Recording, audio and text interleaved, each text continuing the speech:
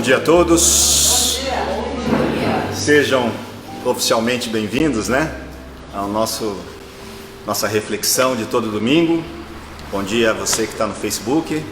Uma alegria que a gente possa compartilhar esses momentos, esse momento que a gente olha para a gente, o momento que a gente para um pouquinho para refletir o Evangelho de Jesus na nossa vida, É tão importante esses momentos, porque muitas vezes a gente se depara no nosso dia a dia com um cotidiano extremamente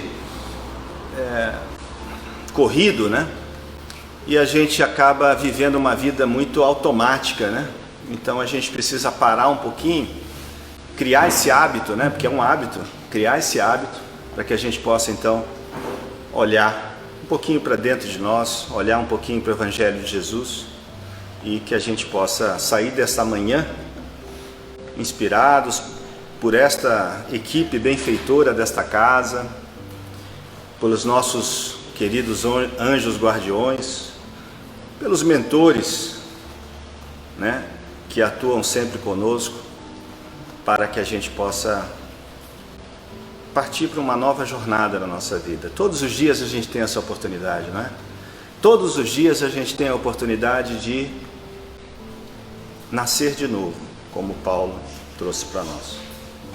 Então, com base nessa reflexão de hoje, nós vamos falar sobre o poder da fé. E essa palavrinha tão pequenininha, ela tem um poder avassalador na nossa vida. E muitas vezes a gente não se dá conta do que significa essa palavra para a gente, Então, vou primeiro ler um primeiro trecho aqui do capítulo 19. Capítulo 19, a fé transporta montanhas. E começa com o título O Poder da Fé, que é isso que nós vamos trabalhar hoje.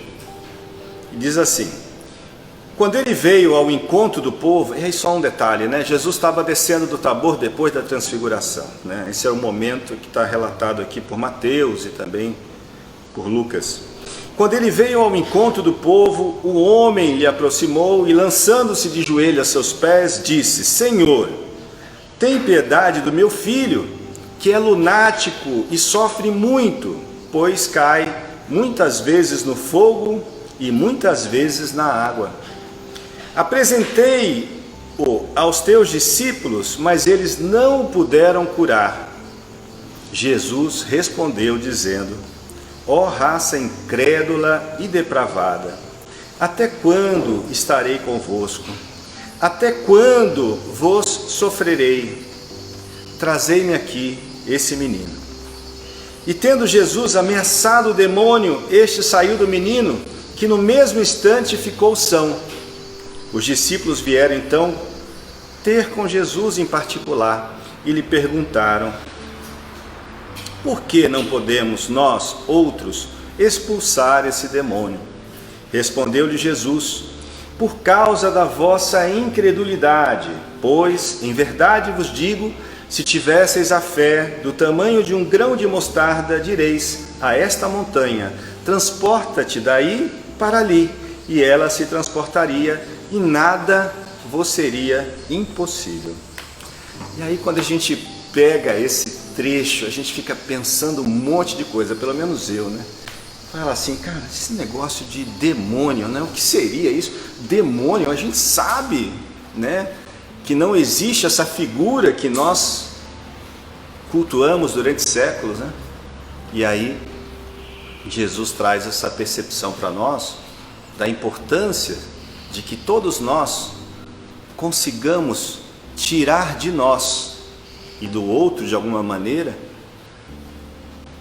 aquelas nossas paixões, os nossos vícios, que são aquele traço de maldade, aquele traço da ausência do bem que nós trazemos ainda enquanto espíritos imperfeitos. E nós, muitas vezes, não entendemos que nós somos capazes de entregar a nossa vida, de entregar a nossa jornada ao Pai.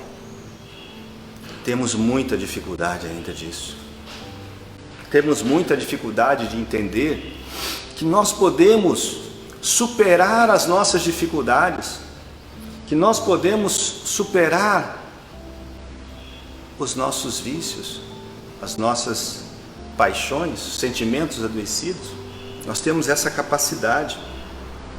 E Jesus, quando ele fala assim, nossa, Jesus foi duro, e fala com aquela coisa, quando a gente lê isso aqui, a gente lê com as nossas percepções da palavra. Eu imagino Jesus falando assim, ô raça incrédula, pervertida, até quando eu vou suportar vocês, né? Isso é como eu falaria, né? Imagina a amorosidade de Jesus, eu falar isso para eles, dando um incentivo para que eles pudessem de alguma maneira superar a si mesmos, ter aquela força interior.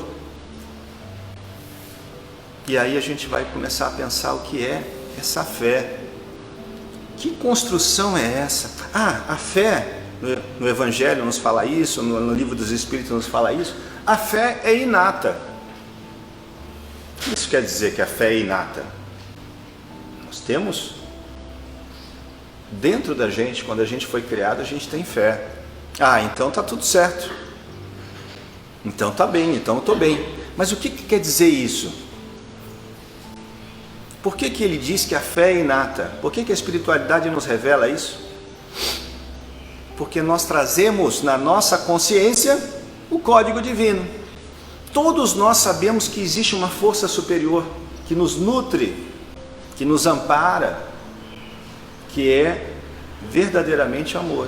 Todos nós sabemos disso, todos nós temos essa percepção. E todos nós, como espíritos, temos um dos principais atributos da alma, que é a vontade. Então nós temos a percepção do divino e a vontade. Então nós temos a fé inata.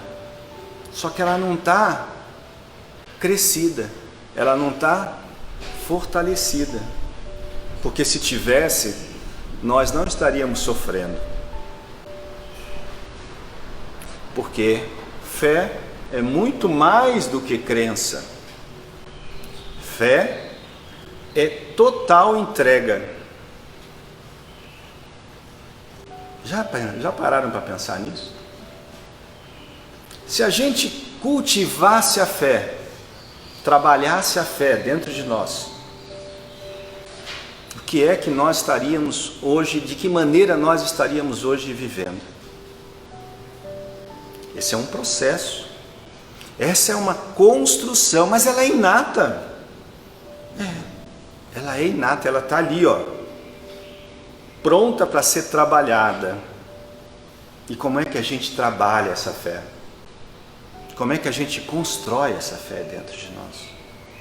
O conhecimento é libertador.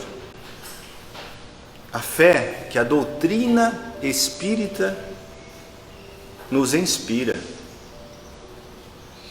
Nosso querido Kardec, fé inabalável é aquela que, diante de toda a nossa existência, vai estar ali preservada pela razão. Nós precisamos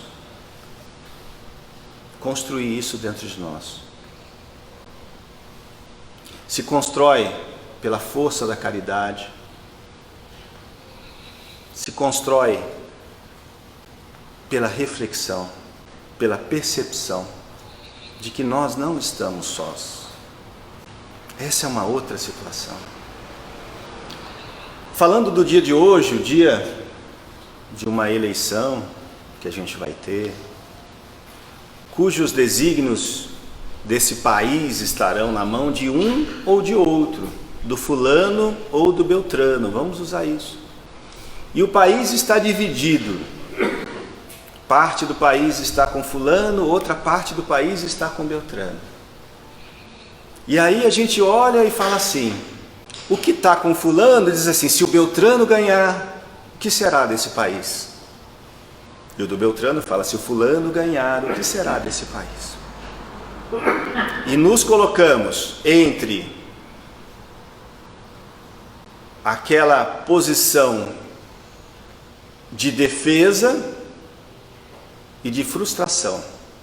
Hoje, no final do dia, milhões de brasileiros estarão frustrados, estarão amedrontados, estarão preocupados. E a outra metade estará exultante com um sabor de vitória. E nós esquecemos que esse país tem um espírito amoroso que cuida dele, o país. Ismael. E a gente pensa assim, coitado de Ismael. Que trabalho tem esse espírito, hein? Que loucura, né, Ismael? Ismael, escolhido por Jesus, para dizer assim: Ismael, cuida do Ricardo, da Tereza, da Simone, da Andréia, de cada um de nós, do Zé Carlos, do Natalino. Cuida, Ismael. Ismael fala: tá bom, estou cuidando. Esse país não é um país desgovernado no ponto de vista espiritual. Pode até ser no ponto de vista político em algum momento, no futuro, no passado, no presente. Mas está sob a tutela de um espírito amoroso. Um espírito escolhido por aquele que a espiritualidade nos revela que é o espírito mais perfeito, o modelo e guia da humanidade. Imagina, o modelo e guia da humanidade disse assim: Ismael, cuida do Brasil, porque lá eu vou colocar espíritos que serão propulsores dessa doutrina de amor, desse cristianismo redivivo. Não é à toa que é o país com mais espíritas em todo o planeta. Por que essa doutrina é a única certa? Não, porque ela traz elementos consoladores, traz elementos renovadores, que vão, de alguma maneira, mas então nós temos que divulgar a doutrina para que o país ou que o planeta... Não. Através das nossas próprias transformações, nós vamos conseguir fazer essas modificações. Não é porque a gente vai impor uma doutrina. Essa doutrina ela precisa ser consoladora, em primeiro lugar, para nós, para depois ser para o outro. Então, quando a gente fala de fé, é isso. Ao final do dia, independente de quem for o eleito para presidir o país, para governar o Estado, é preciso manter a fé. A fé de que o país existe alguém muito qualificado para coordenar toda essa população através das suas milhares de cidades espirituais que povoam esse país, esse território. Mas se não bastasse Ismael, tem Jesus.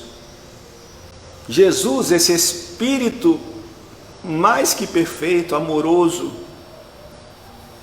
que se comprometeu com cada um de nós quando viemos encarnar nesse planeta. Jesus está no leme da humanidade e o Brasil pertence a esse planeta. Da mesma maneira, se não bastasse Jesus, o Pai. Então, da mesma forma como eu faço essa analogia da questão da política que nós vamos vivenciar hoje, independente de quem ganhar, é preciso manter a fé, independente de quais são as nossas crenças políticas, nós precisamos manter a fé. Mas isso vale para as nossas dificuldades existenciais. Quando Jesus fala que se tivéssemos a fé de um grãozinho de mostarda, poderíamos transpor uma montanha daqui para ali. Jesus está dizendo o quê? Que as nossas montanhas são as nossas dificuldades. Muitas vezes nos deparamos com situações que achamos intransponíveis, que achamos de um grau de dificuldade que não vamos dar conta. E precisamos lembrar disso. Precisamos lembrar do que Jesus conta para nós. Nós temos o potencial de superação. Nós temos o código divino em nós.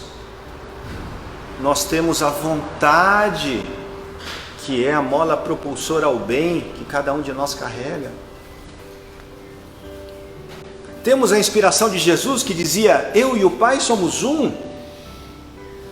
O que quer dizer isso? Entrega. Jesus entrega. Ele tem absoluta, da sua amorosidade e perfeição, ele tem absoluta entrega ao Pai. Paulo, que dizia: não sou mais eu quem vivo, e sim o Cristo que vive em mim, é a mesma coisa. Entrega de Paulo. Paulo passou uma situação de uma dificuldade extrema daquele senhor doutor da lei, e ele teve que abdicar de suas crenças anticristianismo, né? Anticristão, para, ao compreender o valor do Cristo, ter aquele embate consigo mesmo. Porque era muito mais difícil para Paulo, ele teve que abrir mão de uma série de questões. Teve que abrir mão da sua própria posição de influência social, da sua própria família, que não reconhecia mais o seu pai. Então, ele teve que passar por um processo, e ele acreditava, e ele tinha total fé no Cristo, e ele então passou por todas as dificuldades que são relatadas no livro Paulo e Estevão, e ele manteve-se ali, firme em sua fé. É mais um exemplo para nós. Então, quando a gente passa por uma situação difícil,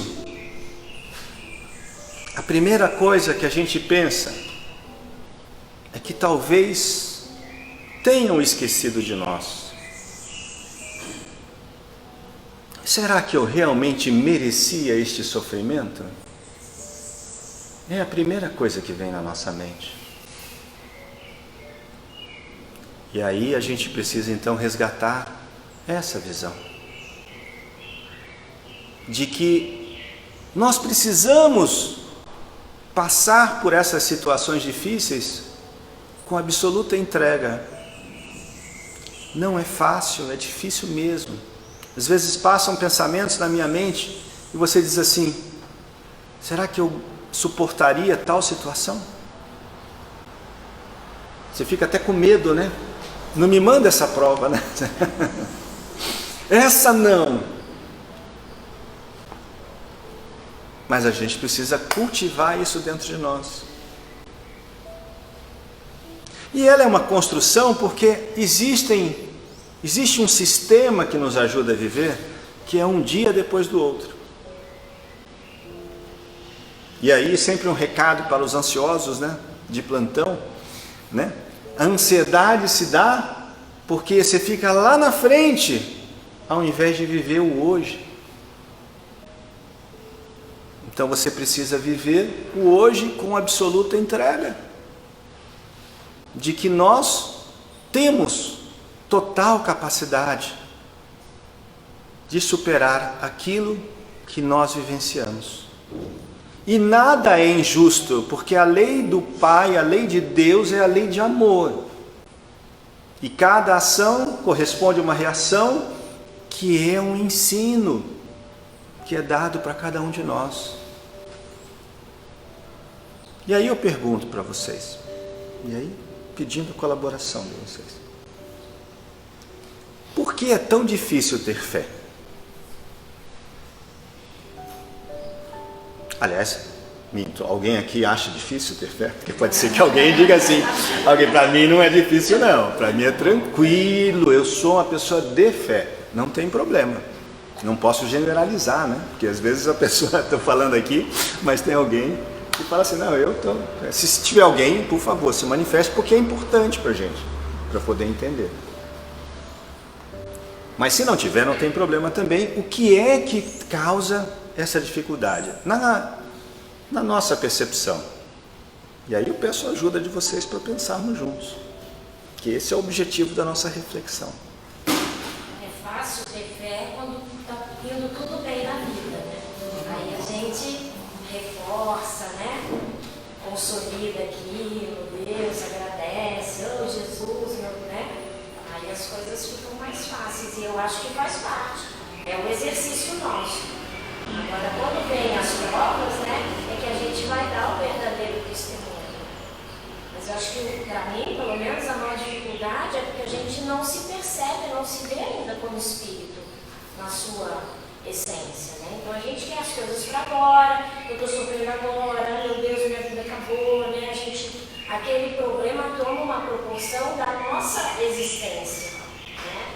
Com esse recorte, não, né? Com a vida, com a visão ampla do espírito. Então acho que a maior dificuldade é a gente se perceber como espírito e entender que essas situações, né, essas adversidades fazem parte do nosso processo, né? A gente até entende racionalmente, mas a hora que a gente vivencia é o desafio, né? É fácil então, só reproduzindo aqui para o pessoal, é fácil então ter fé? É fácil então ter fé quando tudo está bem, não é? Quando tudo está bem, nós estamos felizes, não tem problema nenhum, eu amo a Deus, né? Amo muito a Ti, meu Pai, generoso, maravilhoso. Deus é bom demais. Aí, falar, né? A gente fala, é fácil falar. É fácil falar, né? Temos um problema. Aí quando há um problema, a gente não se vê como espírito, que nem a Simone está falando. Não se vê como espírito, né? A gente não se vê como espírito. Então a gente quer imediatismo. Mas aí eu pergunto para você. Qual é o sentimento que está dizendo ali mais alto quando a gente fala: eu não tenho tempo para sofrer, eu preciso sair desse sofrimento agora, porque eu não mereço? Qual é o sentimento que está sendo falado ali? É o orgulho e o egoísmo, né? Que são as duas chagas, segundo o Evangelho, da nossa existência ainda. Então eu não me vejo como espírito, não vejo que eu sou um espírito com uma história existencial milenar, e eu então estou buscando resoluções imediatas para as minhas dores. Por quê? Porque eu não mereço ter essa dor.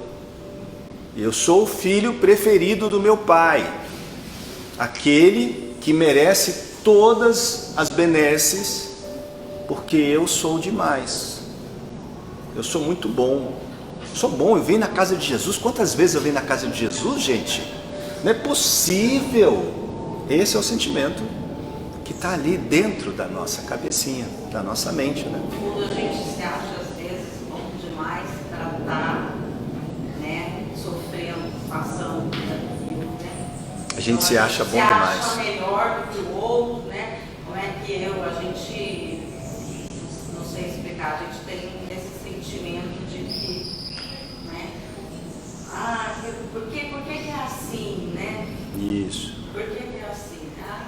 Por que Deus permitiu isso? Os outros podem passar. Isso. Né? Mas eu, né? Como é que.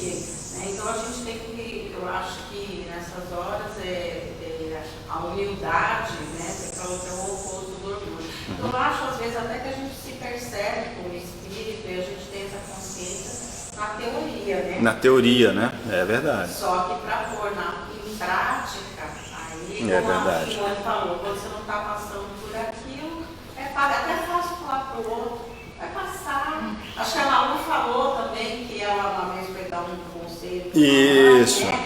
Mas eu acho que é um aprendizado a gente acolher também a dor do outro naquele momento do outro também, né? Claro, vai botar sempre o equilíbrio, não vai botar no colo, passar a mão na cabeça, né? Mas entender que aquele momento, né? Acolher aquele momento do outro. É mais fácil quando acontece com o outro, e quando acontece com a gente é mais difícil. Mas vejam que interessante, já é uma sementinha, já é um germe. Quando eu olho para o outro e me compadeço da situação do outro, já é uma semente para me compadecer comigo mesmo. né? Para olhar para mim e poder perceber que eu preciso reagir àquela situação na transformação daquilo que tem dentro de mim, né? Mais alguém gostaria de falar da dificuldade de ter fé?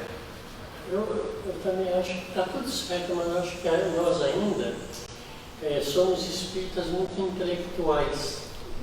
E, na verdade, dentro de nós ainda vibra muita materialidade. Então, essa materialidade que, na verdade, a gente não conseguiu se desvencilhar dela. Daí o orgulho Prepondera. Na verdade, então, nós ainda olhamos, achamos que de verdade existe aquilo que a gente está vendo com os olhos, que é a matéria. E então aí prepondera o orgulho que está dentro da gente. Isso aí. Então a gente não tem fé porque a gente não consegue ainda se desvencilhar do material para o espiritual. É isso aí. O Zé Carlos então está dizendo para a gente que a gente é um espírito, e alguns são espíritas intelectualizados, e que a gente tem ainda muita teoria e muito pouca prática. Esse é um ponto, né? A gente estuda muito, não é, Zé? A gente estuda muito. E olha que a gente aqui nessa posição da casa divulgadora da doutrina, né, Natalino? A gente não pode dizer o contrário. É importante, e é mesmo importante, a gente ter a divulgação da doutrina e estudar para conhecer o que a doutrina nos traz. É fundamental mesmo. A razão é importante. É muito importante a razão. É isso mesmo, é isso mesmo. Mas não podemos ficar nela. Não podemos morar nela. Morar na teoria, morar na intelectualização. Não precisamos decorar o livro dos Espíritos. Não precisamos decorar as passagens do Evangelho, de nenhum dos livros, não precisamos disso. Precisamos conhecer a sua essência, para que seja um ponto de inspiração para as nossas modificações. Não para nos acusar, não para nos culpar, não para acusar o outro, apontar o dedo para o outro e dizer, olha, é espírita aí. É espírita. E olha, além de espírita, ele é instrutor da casa de Jesus. Olha que absurdo! Como é que ele faz isso? Não é? Bem-vindo à realidade. Somos todos espíritos imperfeitos ainda, mas nós vamos chegar lá. Um dia nós vamos ter um planeta para cuidar. Olha que coisa! Bilhões de almas. Maria Olívia vai cuidar de bilhões de almas em algum momento de sua existência, Maria Olívia. Não é verdade? É uma responsabilidade que um dia você receberá de bom grado. Você dirá assim, estou pronta para cuidar desses irmãos, porque eu os amo, assim como Jesus disse. Não é bacana isso? Que tem alguma... Tem um comentário da Malu. Ter fé é ser fiel às leis divinas, mas ainda é sempre muito difícil. É isso aí, Malu, olha só. Ser fiel à lei divina é entrega. Ser fiel à lei divina é entrega. É compreender a lei de amor, né? E aí eu me fidelizo a ela, eu sou estreito, reto a ela, como Paulo foi, né? Quem mais? Só da Malu. Então, ótimo. Então, com base nisso, nós precisamos olhar com mais atenção as nossas dificuldades, sem partir para aquele processo que a gente sempre comenta da terceirização das responsabilidades, né? A gente então começa a ter uma visão de fidelidade ao plano de amor do Pai e compreender uma série de questões. Primeiro, cada um dá o que tem, aquilo que está construído em si mesmo. E muitas vezes nós somos cobrados pela nossa própria consciência a mudar ou a avançar algumas casinhas.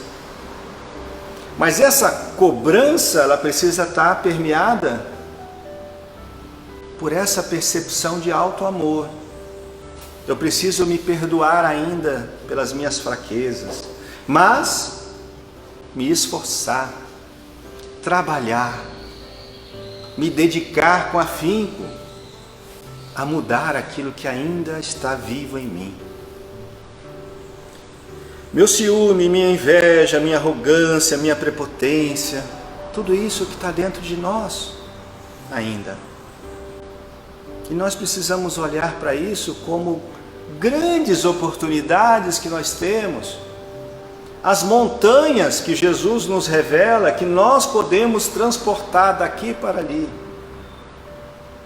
se a gente tivesse um mínimo de entrega, um mínimo de fé, do tamanho de um grão de mostarda, que é quase imperceptível ao olho nu. Então isso é importante para que a gente possa entender para onde nós vamos. Interessante que tem duas passagens de Chico.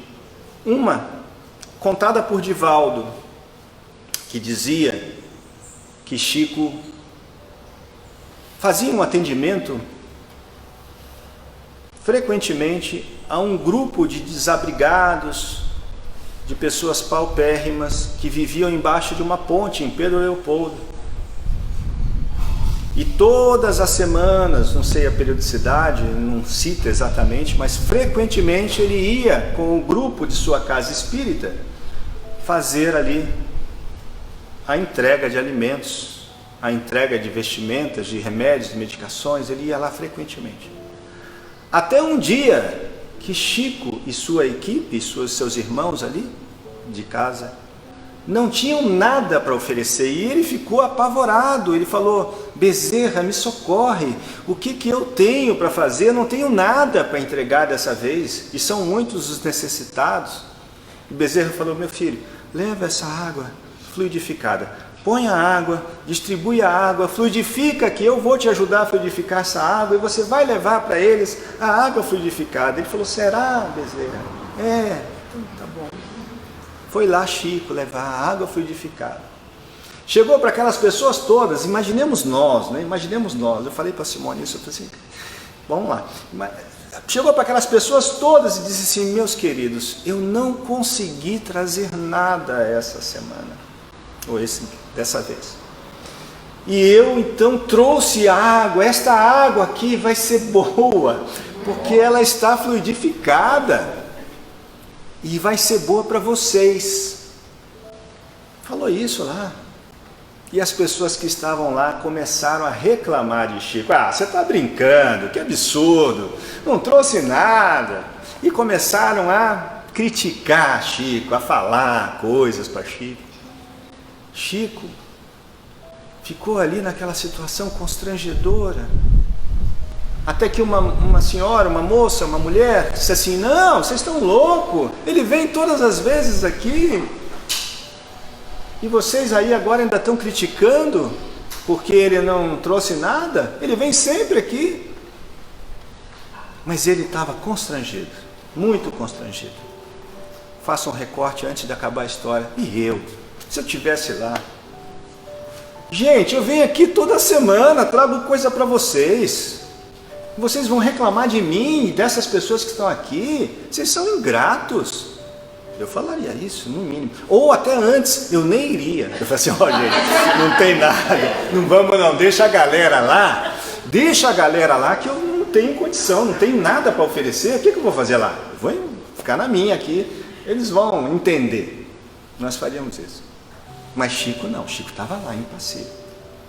E aí, chega um caminhão para entregar para o Chico uma série de mantimentos, de alimentos, né?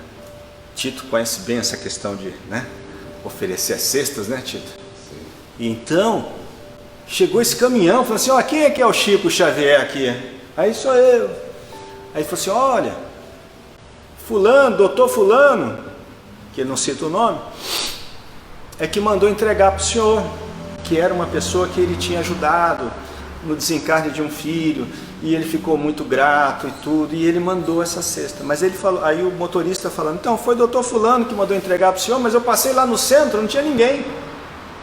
E aí vem um senhor de barba branca e disse, e eu perguntei para ele, senhor, onde é que está o Chico Xavier? Tem uma entrega para fazer? Não, o senhor vai aqui, segue aquele caminho, vai ali, não sei o que, tem uma ponte quebrada, é lá que ele está. E era Bezerra que se materializou para indicar aquele negócio ali. E Chico, então, agora nós temos, e nós vamos lá, e vamos oferecer. Chico não ficou magoado, não ficou chateado. Chico ficou feliz que recebeu aquela bênção naquele momento. Então, essa é fé. Essa é uma grande fé que nós precisamos construir, né, dentro da gente. Tem outra história de Chico, muito interessante também, que está no livro Lindos Casos de Chico Xavier, de Ramiro Gama, e ele fala assim, o título da historinha é Uma Lição sobre a Fé. E aí relata, um simpatizante do Espiritismo residente em Santos veio a Pedro Leopoldo asseverando desejar conhecer o Chico para melhor acertar os seus problemas de fé. Então alguém lá de Santos resolveu procurar o Chico, gostava do Espiritismo, simpatizava com o Espiritismo, mas tinha problemas de fé, foi procurar lá o Chico. O médium, no entanto, empregado de uma repartição, não dispõe do tempo como deseja e, por determinação de sua chefia, estava ausente da casa espírita onde ele trabalhava. O visitante insistiu, e como não podia deter-se por muitos dias, regressou dizendo a vários amigos, duvido muito da mediunidade. Imaginem meu caso com o Chico Xavier. Viajo para Pedro Leopoldo com sacrifício do tempo e do dinheiro. Chego à cidade e informa-me sem mais aquela que o médium estava ausente. Perdi minha fé, pois tenho a ideia de que tudo seja simples fraude. E estou convencido de que o Chico se esconde para melhor sustentar a mistificação. Isso ele começou a espalhar para os amigos, né? Um dos companheiros de ideal escreve aflito ao Chico, provavelmente ali conhecido dele em Santos, escreve aflito a Chico relatando-lhe a ocorrência. Não seria aconselhável procurar o queixoso e atendê-lo? Foi o questionamento feito por essa pessoa para o Chico. O pobre homem parecia haver perdido a confiança no Espiritismo diante dessa situação. O médium, Chico, né, muito preocupado, pede o parecer de Emmanuel, sempre Emmanuel, né? E o devotado orientador responde-lhe com serena precisão. Imagine o que o Emmanuel deve ter respondido para o Chico, né? Deixa este caso para trás. Se a fé nesse homem for erguida sobre você, Chico, né? É melhor que ele a perca desde já. Porque nós todos, Emmanuel falou, olha que coisa louca isso, hein? Emmanuel falou, porque nós todos somos criaturas falíveis. Então, se a fé desse homem, se a fé nesse homem for construída sobre a sua base, Chico Xavier, esquece. A fé para ele e para nós deve ser construída em Jesus, porque somente confiando em Jesus e limitando-lhe os exemplos é que poderemos seguir para Deus. É lição de Emmanuel. Uma lição de Emmanuel para nós. Nós somos falíveis. Olha isso, Emmanuel falando isso. Nós somos falíveis. O Chico era falível, Emmanuel era falível. Todos nós somos falíveis. Mas não Jesus. Porque esse sim é o Espírito perfeito, modelo e guia da humanidade. E é isso que nós precisamos nos inspirar. Sobre isso. Porque se Jesus diz para a gente, através da história relatada pelos seus evangelistas, apóstolos, Diz para a gente: vós podeis fazer o que eu faço e muito mais. Olha isso. Vós sois deuses. Vós sois deuses. Reflete ele em nós. Se ele diz isso para a gente, por que é que a gente não acredita nele? Nós temos potencial. Potencial. E aí, trazendo um link com a fala que a Malu trouxe: no mundo tereis aflições, tende bom ânimo, eu venci o mundo, por que vocês não vencerão? É isso, não está escrito ali, mas é isso. Por que vocês não vencerão? Eu venci o mundo, eu percorri esse percurso de transformação, eu venci as minhas fraquezas, venci os meus vícios, as minhas paixões.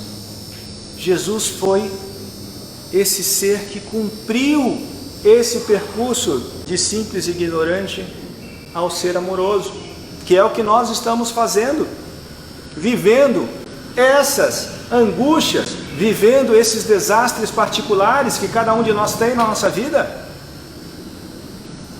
São nossos, estão na nossa capacidade de resolução. O meu desastre particular não é o mesmo que o desastre particular da Teresa, e nem o da Teresa é o mesmo que o meu. Porque talvez eu olhe para a vida dela e diga assim: eu não conseguiria dar conta. E ela olha para a minha vida e diz assim: eu não conseguiria dar conta. Tá certo? Porque cada um dá conta daquilo que precisa dar e que pode dar. Esse é o ponto.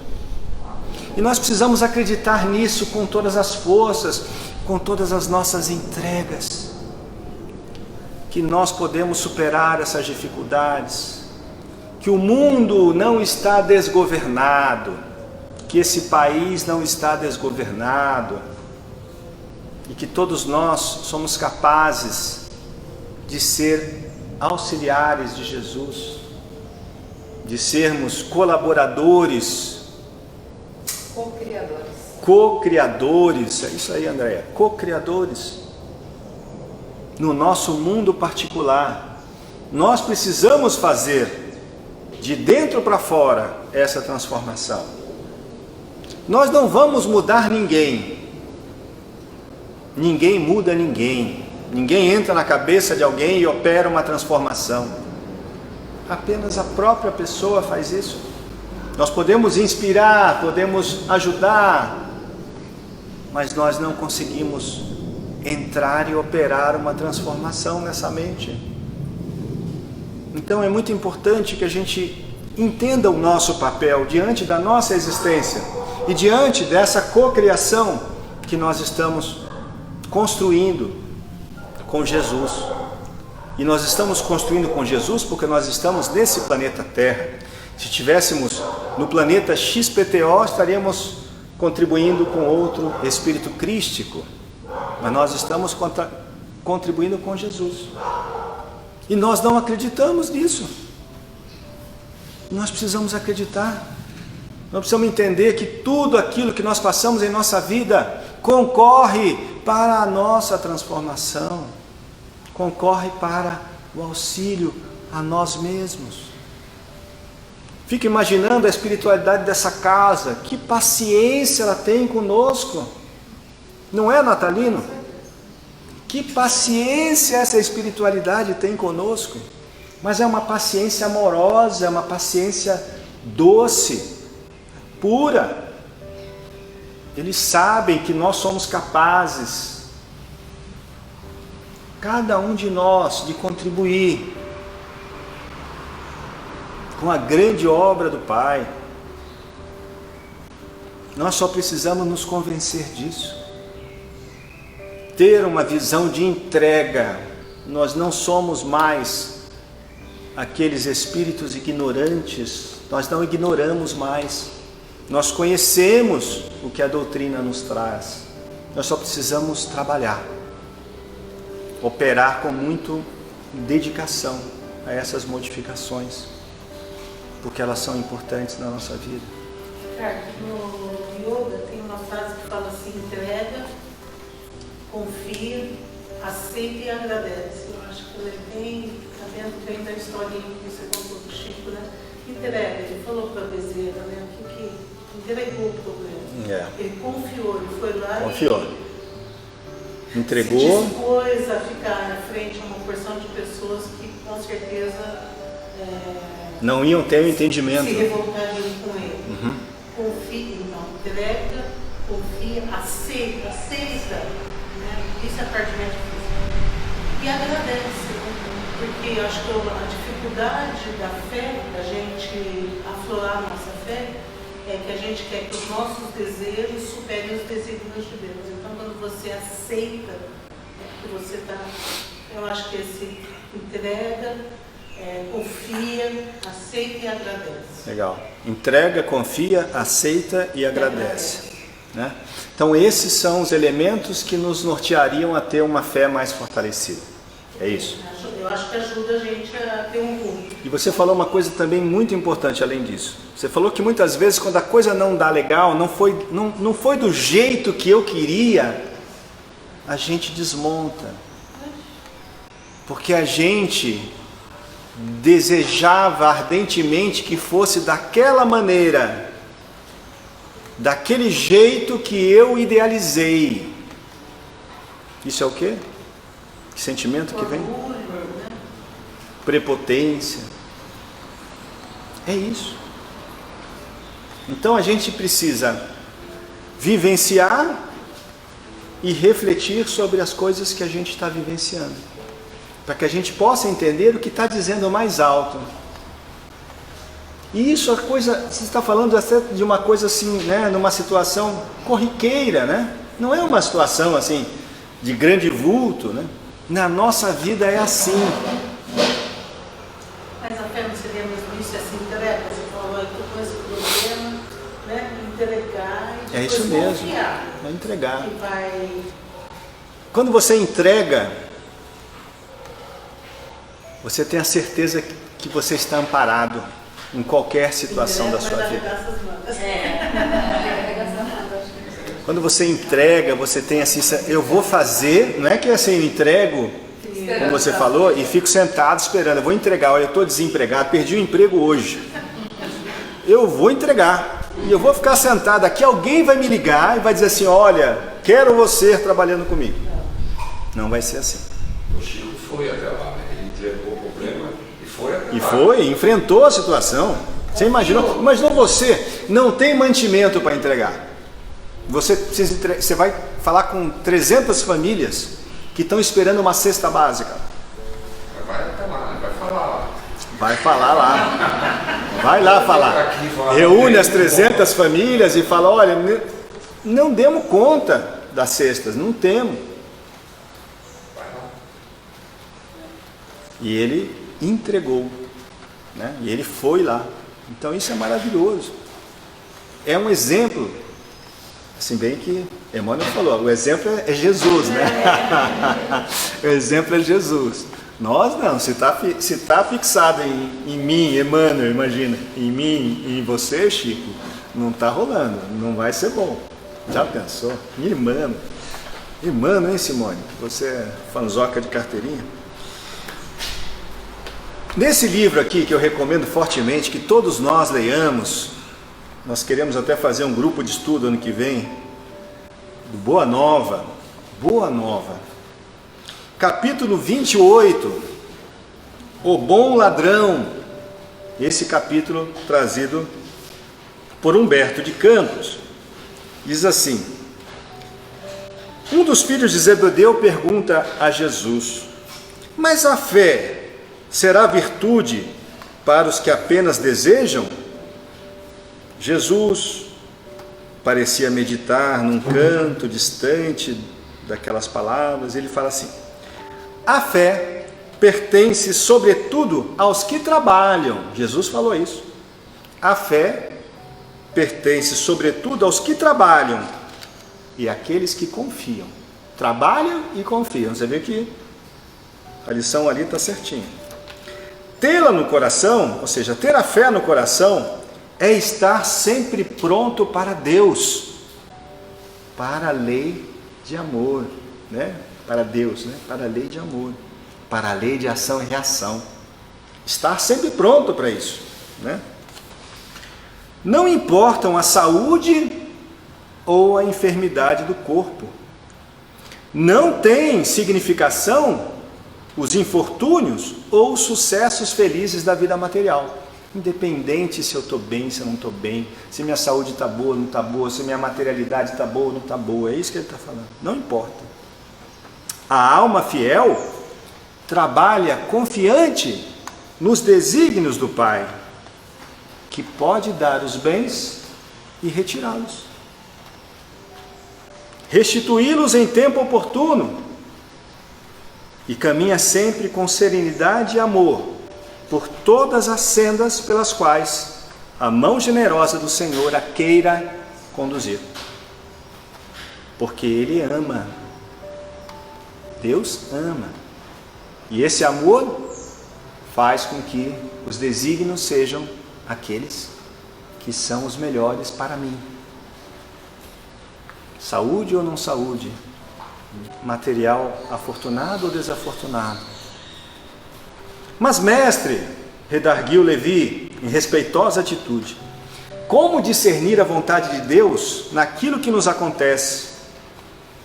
Tenho observado grande número de criaturas criminosas que atribuem à providência os seus feitos delituosos, e uma legião de pessoas inertes que classificam a preguiça como fatalidade divina. Levi trazendo aquilo que ele percebia na sociedade da época, que ficou lá atrás, né? Hoje não temos isso. A vontade de Deus, Jesus responde, além da que conhecemos acerca de sua lei e de seus profetas, por meio do conselho sábio e das inclinações naturais para o bem, é também a que se manifesta a cada instante da vida, misturando a alegria com as amarguras, concedendo a doçura ou retirando-a, para que a criatura possa colher a experiência luminosa do caminho mais espinhoso. A experiência luminosa do caminho mais espinhoso. É o que Jesus nos fala. Ter fé, portanto, é ser fiel a essa vontade, a vontade do Pai. Ter fé, portanto, é ser fiel a essa vontade, é ter entrega a essa vontade, em todas as circunstâncias, executando o bem que ela nos determina e seguindo-lhe o roteiro sagrado, nas menores sinuosidades da estrada que nos compete percorrer. Nos compete pelas nossas próprias escolhas. Nós construímos a nossa direção. Nós construímos as nossas vicissitudes ou as nossas alegrias. Então isso tudo é. E ele finaliza, depois que Tomé disse assim, entretanto, creio que essa qualidade excepcional deve ser atributo do espírito mais cultivado, porque o homem ignorante não poderá cogitar da aquisição de semelhante patrimônio. Então ali, dizendo assim, isso é coisa de gente que muito sábia, que consegue fazer isso. E Jesus responde, todo homem de fé será, agora ou mais tarde, o irmão dileto da sabedoria e do sentimento. Hoje ou outro dia lá na frente. Porém, essa qualidade será sempre a do filho leal ao Pai que está no céu. É essa lealdade, é essa entrega que nós precisamos cultivar dentro de nós, diante das situações difíceis, diante das nossas próprias escolhas, das situações que nós construímos para nós mesmos. É difícil, né? Mas a gente precisa cultivar essa entrega dentro de nós. Quantas vezes questionamos a vontade de Deus? Quantas vezes questionamos as dificuldades da nossa vida? Porque é preciso plantar, cultivar algo em nós que não está fortalecido ainda. E é essa fé que todos nós temos como capacidade de desenvolvimento. É a fé inata.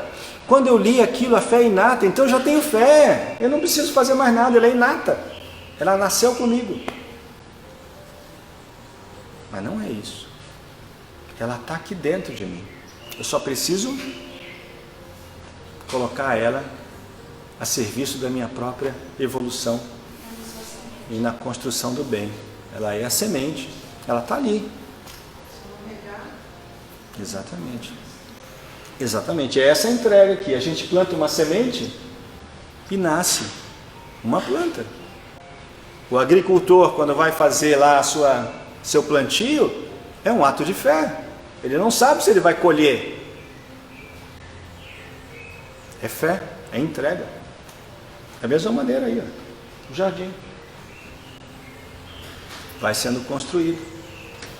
E é essa construção, no jardim da nossa existência, que nós precisamos cultivar. Porque todos nós temos as sementes do bem, as potencialidades, mas nós somos seres livres. Nós temos o livre-arbítrio, nós podemos fazer o que queremos, podemos publicar o que quisermos nas redes sociais. Não é verdade? Nós podemos dizer o que a gente quer dizer ao mundo. Mas a gente é preciso ter essa consciência que nós estamos plantando, nós colheremos. É essa visão que nós precisamos cultivar em nós. Alguma outra questão?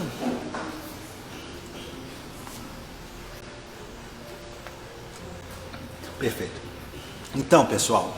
Pois não. Seja o exemplo do agricultor que joga semente num ato de fé, mas ele levanta todo dia de madrugada, com chuva e com sol. Boa. Pegar, ele vai adubar, ele vai tirar a carne, ele vai fofar a terra.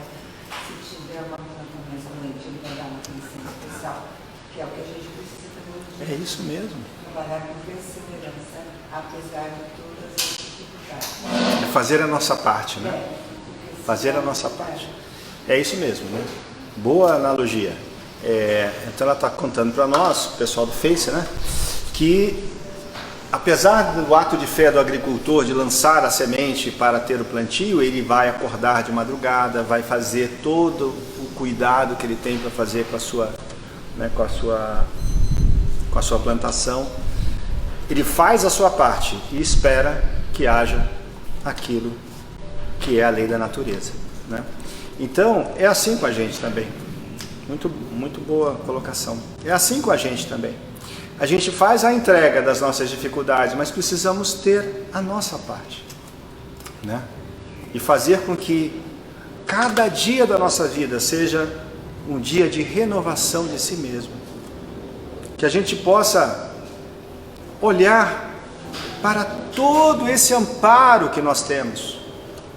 Lembrando do nosso amigo e querido Ismael, que a gente fala, que herói esse espírito, que está ali, ó, cuidando de cada um de nós, assim como tantos outros espíritos benfeitores de tantos outros países, que estão ali junto com Jesus, nos amparando. Então que a gente nas dificuldades tenhamos a percepção da fé que transporta uma montanha de um lugar para o outro. Que a gente possa ter a superação das nossas dificuldades baseada nessa entrega do Cristo para nós. Que um dia possamos dizer que nem Jesus, o Pai e eu somos um. Que a gente possa... Não, tranquilo. É que eu estava, desde que ele falou da teoria, eu lembrei de uma passagem do filme sobre a vida do Divaldo, o mensageiro da paz. Quando o Divaldo estava bem no começo, né, ele foi orientado a Salvador por uma senhora e participou de um trabalho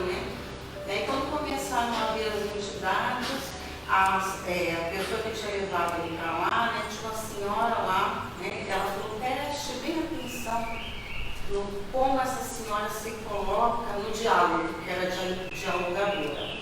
Aí ele olhou tudo e tal. Como ele estava começando, aquela senhora falou, te entrego aqui o meu evangelho, né? O livro do evangelho. Aí ele perguntou para a moça, por quê? Que ela me deu o evangelho dela, né? Aí a moça que estava acompanhando falou, ela é analfabeta. Ela não sabe ler. A força dela é uma força moral, né? E é através dessa força moral que ela consegue dirigir, se impor ali. Né? É isso aí. É a importância dessa vivência do Espírito, né? Na sua moralidade, né? Que não está ali vinculado diretamente à intelectualidade, né? Ao conhecimento. Né? Então que a gente possa ter um domingo de muita paz, apesar de toda essa divisão do país, feita por todos nós, espíritos imperfeitos, que a gente possa confiar nos espíritos amorosos que governam esse planeta, que governam esse país, nos benfeitores amorosos que dirigem muitas dessas casas, os nossos guias, nossos anjos guardiões, que possamos ter a esperança de que, apesar de todas as nossas imperfeições, nós vamos conseguir fazer com que haja todo um ambiente favorável ao nosso progresso, ao nosso desenvolvimento.